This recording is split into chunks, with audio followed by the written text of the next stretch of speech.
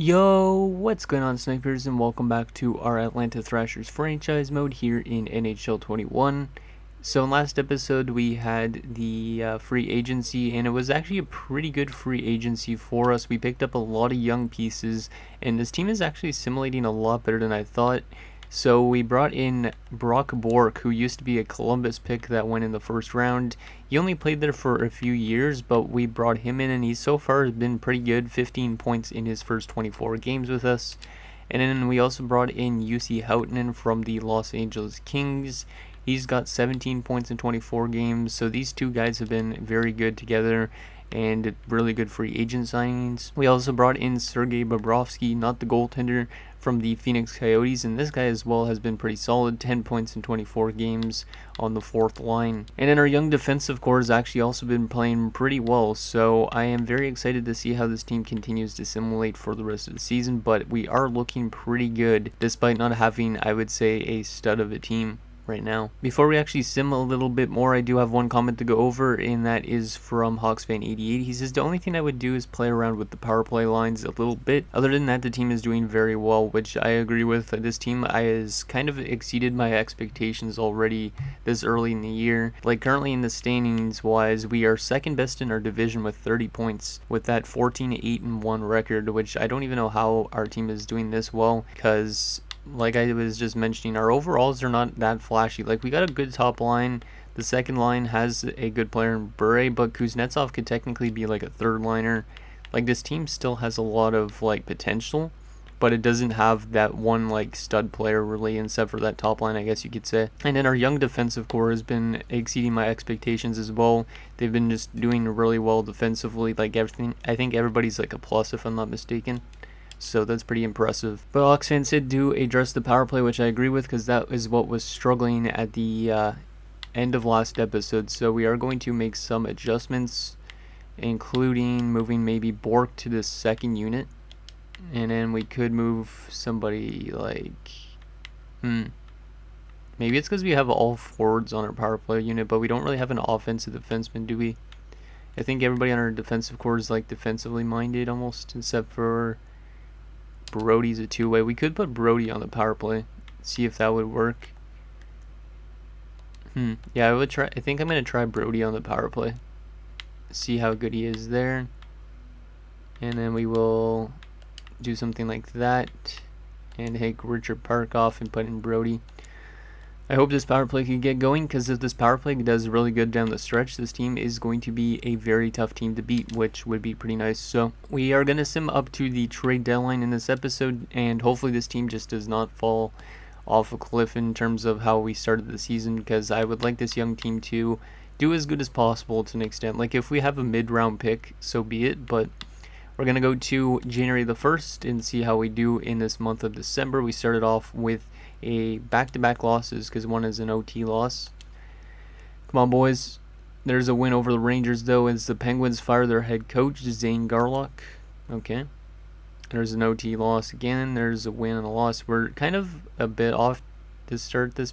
Actually, never mind. There's 4 wins in a row. I was going to say our team is a little bit off to start this month, but we are now on a good winning streak as it ends to the Sens and Toronto. So we're 22-12-1-3 at January the 1st. Pretty good. 38 points in 38 games for Patrice Bergeron now. Just got to keep an eye on our lines. See if everybody's plus, which everybody is at the moment, except for that fourth line.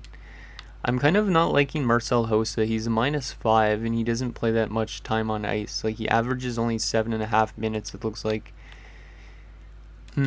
Frolov's averaging more ice time, and he's better plus-minus wise, and then Sergei Bobrovsky's fine as well. So I don't know if Hossa... We could always let go of Hossa this offseason, or we could try and throw in Klinge into the lineup. I don't know if that would ruin the chemistry. Like, we could always try and move Frolov there, take Hossa out, and then put Matteo Klinge as the center, which still has chemistry. So we're going to try that out for something, just because Hossa's not been that good. Like, his career plus-minus stats aren't great. So we are just going to use him as a depth option instead. and try Mateo Klinge's center, because Mateo Klinge is he's not really a defensive center, but he does have 84 faceoffs, so he could probably win some draws down there for the fourth line, and maybe that will help them play a little bit better defensively. So that's the only adjustment we're going to make. Even though we did just win a lot of games, I want this team to be the best as possible in terms of like keeping the puck out of the net to an extent. So let's go to February the 1st, another month, and see if this team continues to win games or not. We started off with a tie against Detroit, and then we win over Nashville. Isaiah Edmonds is back for the AHL, which is good because he was injured like literally one day after the season started, I think. So we could always call him up at some point if we want to use him as like a forward option, because he does have some good offensive attributes. But I don't know if that's going to be this season and maybe next season, because we do have way too much defensemen in terms of our young defensive pool. So we could always use Edmonds as a forward instead. And we are off to a really good start since making that adjustment and putting Klinge in the lineup. Maybe that is what we needed, because this team has won almost every single game this month. As 2 losses this month? Yeah, 2 losses and 1 tie. Ivanov has been injured in the AHL, replaced player. But we are 30, 14, 2, and 3, and we are the top team in our division by 7 points. I really didn't expect this team to be this good. And I don't think you guys probably did either to an extent, but 55 points for him. He's over point per game. So it seems like our earlier draft picks that we had in the first few years are actually coming to produce this year, because we are one of the top teams in the NHL right at this stage. I don't think I have any problems with our team. I might just continue to simulate right to the deadline. Wow, Malkin's got so many penalty minutes though. That's the only problem with Evgeny Malkin. 132 penalty minutes. I don't know why he's so aggressive. Anybody that is minus? Nope.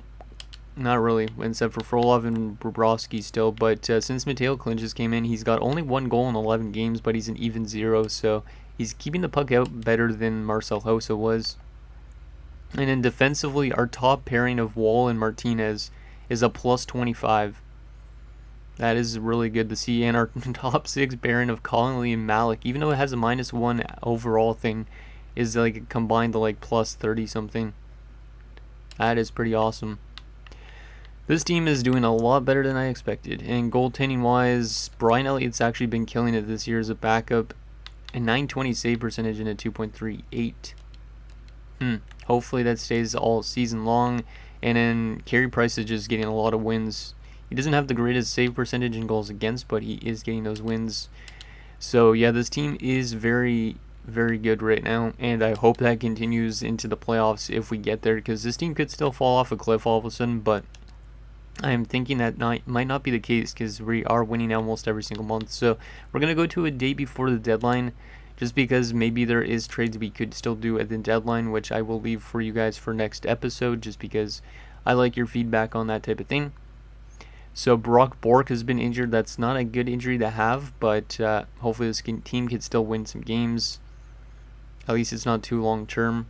But we are dropping some games since that injury, and the AHL team has suffered a lot of injuries. And now Jalen Wall's been injured. Please, these injuries I don't want these injuries to derail our chances of making the playoffs. So at least Wall's back pretty soon. Prost is already back for the AHL. It seems like when one injury happens, then like they all happen. So I think it was Tunney that was out of the lineup, if I'm not mistaken. Which means, where are you? Prost is back.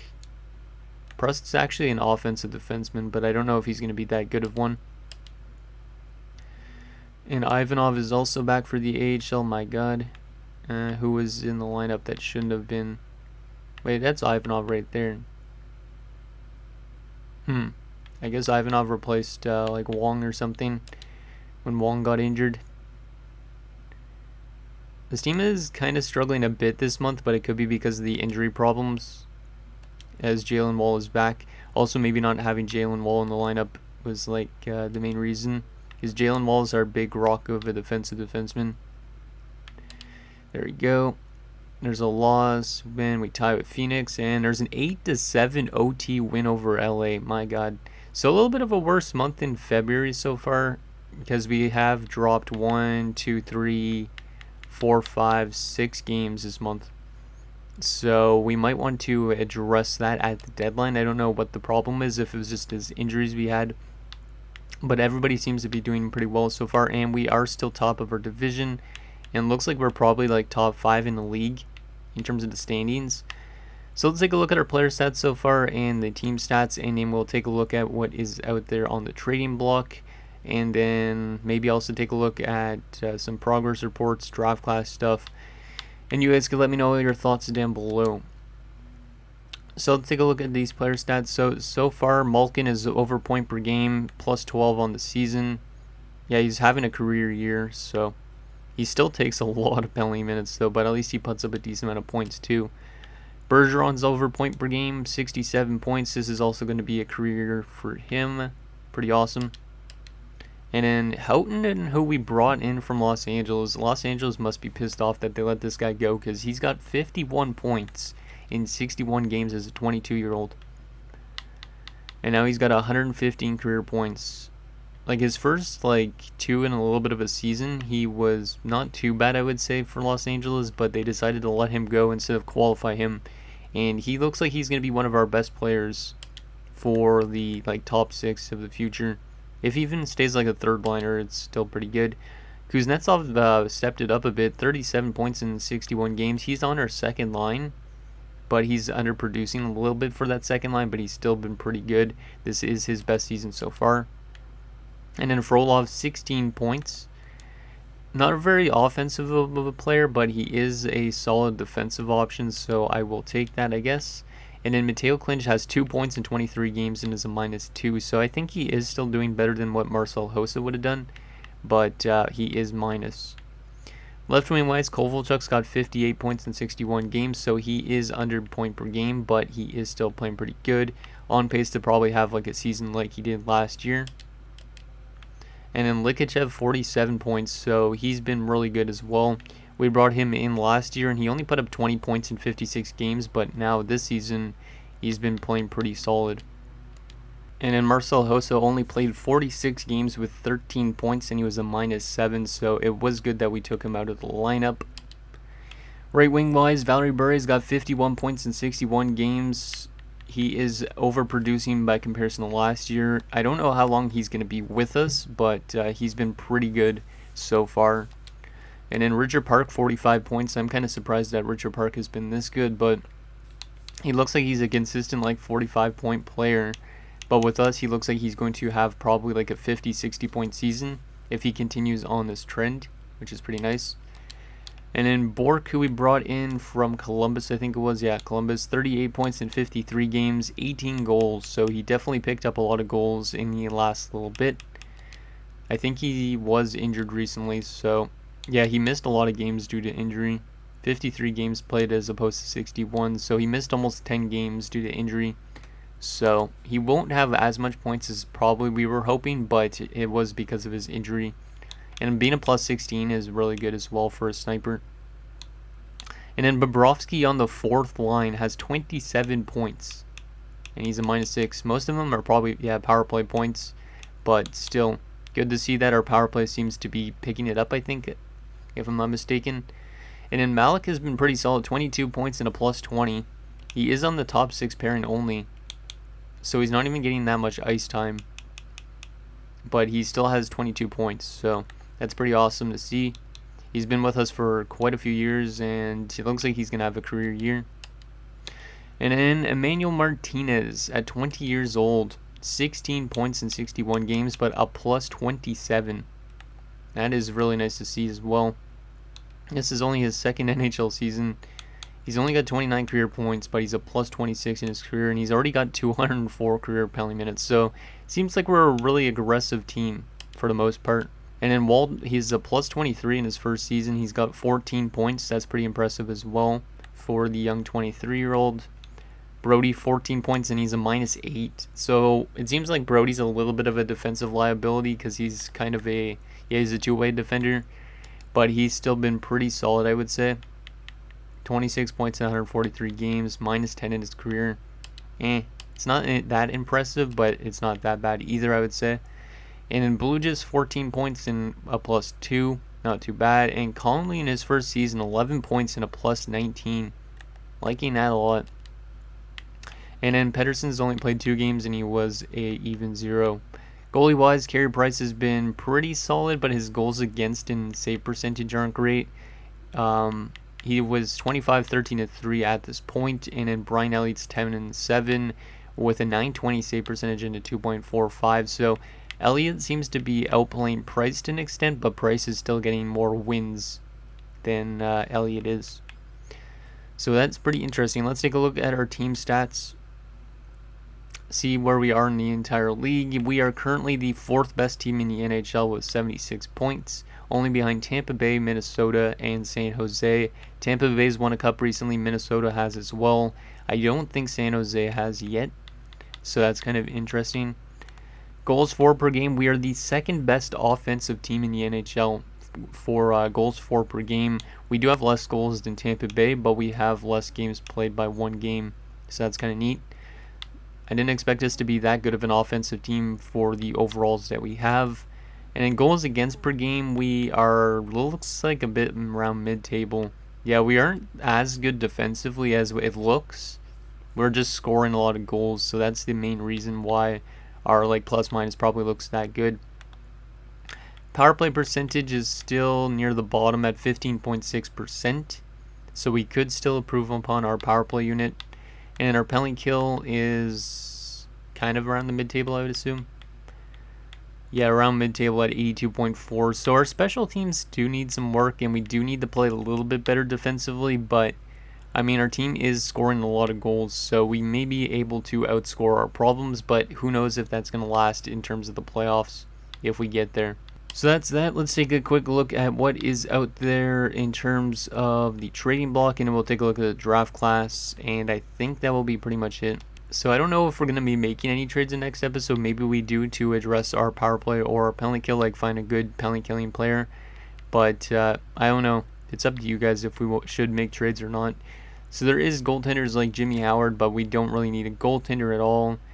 We could pick up always a veteran depth defenseman if we want to bring in somebody like Pavel Turnka, Rick Barry, or if we want to bring in some depth forwards like Steve Ruchin, we could bring in Glenn Murray, Peter Nedved.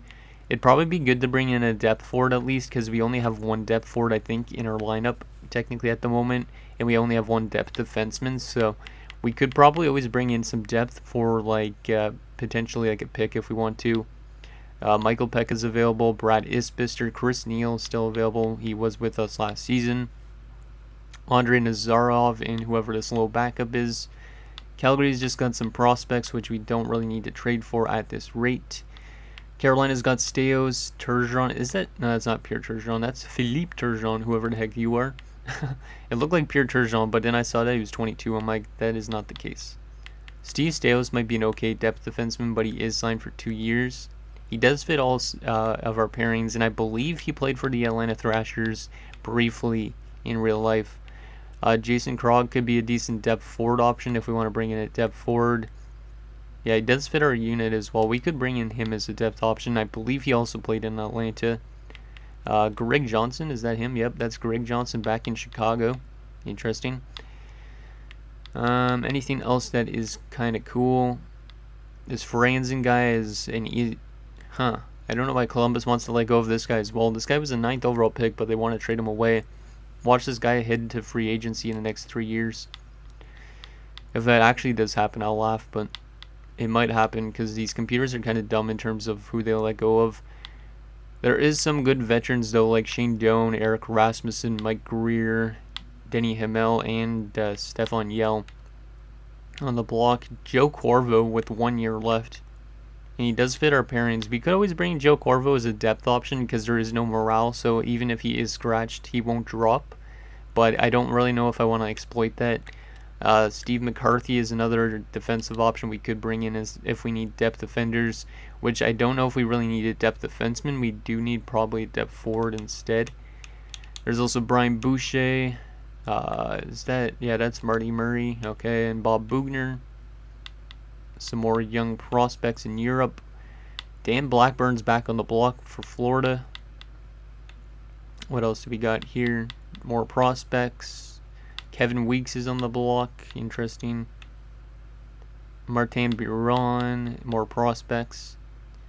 Matthew Beer on it. That's kind of interesting how Martin and Matthew are both on the block. Mike Fisher in Nashville is on the block. I didn't even realize he signed in Nashville, I don't think. Or maybe I mentioned that in last episode, I don't know.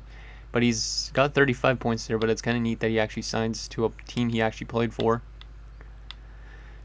What else we got here? Anything else that is interesting? Darian Hatcher, but he's dropped off a cliff, it looks like. Ottawa's got some prospects. Philadelphia's got Brian Rolston on the block with 1 year left. He would be an interesting piece, but he only fits our penalty kill. Miroslav Shatan fits all of our lines almost, and he does have 1 year left. I just don't know where I would slot somebody like Miroslav Shatan in. Like, we could always put him into our lineup instead of somebody like, I don't know, Frolov, for example. But I don't know if I really want to play around with that either, but maybe Miroslav Shatan is a good option to bring in. There's also guys like Dan Cleary, who does fit our system to an extent. Mullane Kraft, who does not fit our system. And Corey Stillman as well, who does fit some of our team's lines. Some more prospects. What else we got here? Pittsburgh's got prospects, or picks, I should say. Nabokov's still on the block. He's dropping off a lot as well, and he's not doing too well. Looks like he's playing as a backup in San Jose now. That's not Steve Ott. Who the heck are you? Stan Ott. Stan Ott. Okay. Andy Sutton, Matthias Nordstrom. Matthias Nordstrom would also be a solid defensive depth option if we wanted a depth defender. Because it's always good to have a lot of depth when you go into the playoffs, at least. Hal Gill, another solid defenseman. There's actually a lot of decent stuff out there if we really want to make a trade. Sean Horkov apparently jumped up to an 88 and is in Toronto. He's on the block, but he isn't producing at what Toronto thought he would. 47 points in 61 games, and he's making $9.5 million. There's also like Antropov, Knubel. Vancouver's got Kevin Adams, Byron Ritchie, right? Yeah, Byron Ritchie. Joe Juno, John Madden. John Madden's another solid depth forward option, but he doesn't fit our lines. There's Joe Juno, potentially. And then Washington's got Jason Allison, Alan McCauley, Mike Weaver, Brian McCabe, and Chris Clark. Kind of interesting that Chris Clark and Jason Allison actually both used to play in Washington, but in different time periods. That's interesting. Finally, let's take a look at the draft class just to wrap this up in case for some reason you guys want me to tank, but that's probably not going to be the case. I'll just show you guys what is available in case maybe there's any interesting names. Probably not. There's the guy I always thought was Jake Paul, but it's Jason Paul, fortunately. Let's just sort by potential list to see if there's any guys to pin. I know I've missed medium elites here before. This guy looks decent, but probably top 6. What about this guy? Is this guy medium elite? He might be. I don't know. Any low elites? There's a lowly with 3 bars that's supposed to go in another round. Yeah, this guy might be a low elite. He might be a low top 9. Interesting draft class. Actually, I'm going to also show you guys the contract situation in case you guys want me to dish out some contract extensions in next episode. So, all expiring. So, Valerie Bure's contract is up. Kuznetsov's contract is up. Bork and Blugis and Ligachev, they're all RFAs. So, we'll probably sign most of those guys to decent contracts. Richard Park and Hossa are UFAs. We could get rid of Marcel Hossa, probably, no problem. And then Bobrovsky is an RFA, Malik is a UFA, Klinge is an RFA, etc. How's some of our prospects actually doing that are unsigned? Wow, okay, so I don't remember when I drafted this guy. Wolski, did the computer draft me this Wolski guy? Because if the computer did draft me this Wolski guy, they got me a steal. I don't remember if I drafted this guy or not. But this guy's 19 years old. Was a 7th round pick of ours in 2025, and he has developed into being probably almost an NHL ready player at this stage. He's already listed technically as a 4th liner. That is interesting. He's absolutely killing it in the United States right now. Yeah, I don't really remember if I drafted that guy or the computer drafted him. I feel like the computer did, But if I drafted him, damn, I found a steal. If not, then the computer found us a good steal. Yeah, this guy's going to be probably a future top 6 player just based on his offensive awareness. He does have some really weird attributes though, like his shooting's not great, but who knows, maybe he will still simulate decent. Also, we are getting some good growth from, it looks like, Cesar Lapierre and Hanula, that type of thing. And then goalie prospect-wise, Kavanagh seems to be growing. How's the AHL team doing, actually, by any chance? Like, this Robbins guy could technically be an NHL goalie almost. And he's playing pretty good in Manitoba, which is good. How about Pinot? Pinot's been fantastic down there. But it could be because the team is good down there. Wow. What about defensive prospect-wise? Like, how about Isaiah Edmonds? He's got 21 points in 22 games. I feel like Isaiah Edmonds needs to be a forward next season because his shooting percentage is also pretty good. And then Guggenot back in the QMJHL, he's playing pretty solid. He's going to have to crack our lineup probably next season. Yeah, it's good to see a lot of our younger guys are actually playing pretty solid. I actually could sign this Wolski guy already and then play him in the AHL. But I don't know if I want to do that yet. I'll leave that up to you guys as well. Kemp is also playing pretty solid in Manitoba. Looks like we're getting some good development all around. So anyways, guys, that's going to do it for this episode of our Atlanta Thrashers franchise mode. So in next episode, we will have the trade deadline. We might make a few trades to help out our special teams and maybe play a bit better defensively. But that will be up to you guys. So anyways, let me know what you guys think down below. And I'll see you guys next time.